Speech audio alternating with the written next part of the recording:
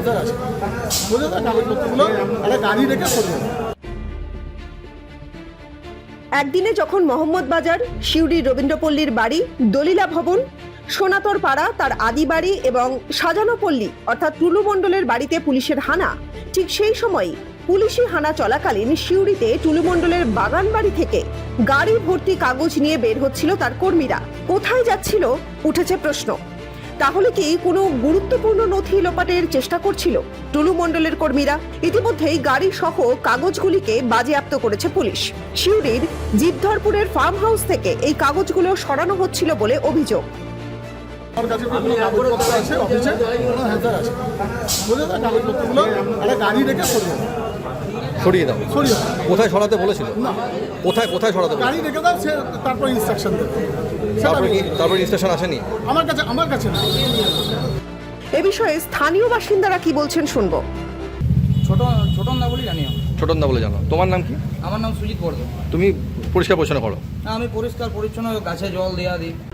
কি বললেন গাড়ির চালক? ম্যানেজারের নাম কি? যে ফোন করেছিল সেই ম্যানেজারের নাম কি?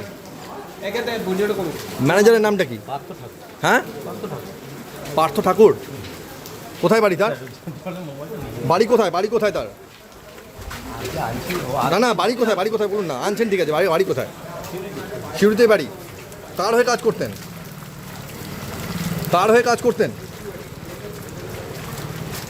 করতেন? আর শুধুমাত্র গাড়ির চালকই নয়, প্রত্যক্ষদর্শী স্থানীয় বাসিন্দা, তার বক্তব্য রয়েছে আমাদের কাছে, শোনাবো আপনাদের। আমাদের কাছে খবর আছে যে একটা সাসপিসিয়াস গাড়ির ভেতরে প্রচুর ব্যাগবন্দি জিনিসপত্র নিয়ে একটা গাড়িটা চলে যাচ্ছিলো। তো আমাদের কাছে সেটা খবর আসাতে আমরা যাই, গাড়িটা গিয়ে দাঁড় করিয়ে আমাদেরকে যে ড্রাইভার আছে সে ড্রাইভার সমানে বলে যে তোমরা গাড়ি চেক করে আমাদেরকে ছেড়ে দাও। কিন্তু আমরা পুলিশ প্রশাসনকে ফোন করি, পুলিশ প্রশাসন এসে এখন ওটা তদন্ত করছে। গাড়ির ভেতরে কি দেখলে? গাড়ির ভেতরে এখনও পর্যন্ত প্রচুর পরিমাণে কাগজপত্র দেখলাম, ফাইলপত্র অনেক কিছু রয়েছে।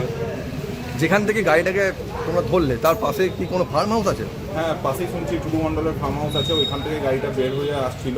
যতক্ষণে আমরা পৌঁছেছি তখন মাঝ রাস্তায়, জিদ্দরপুরের মাঝ রাস্তায় আমরা গাড়িটাকে দাঁড় করি।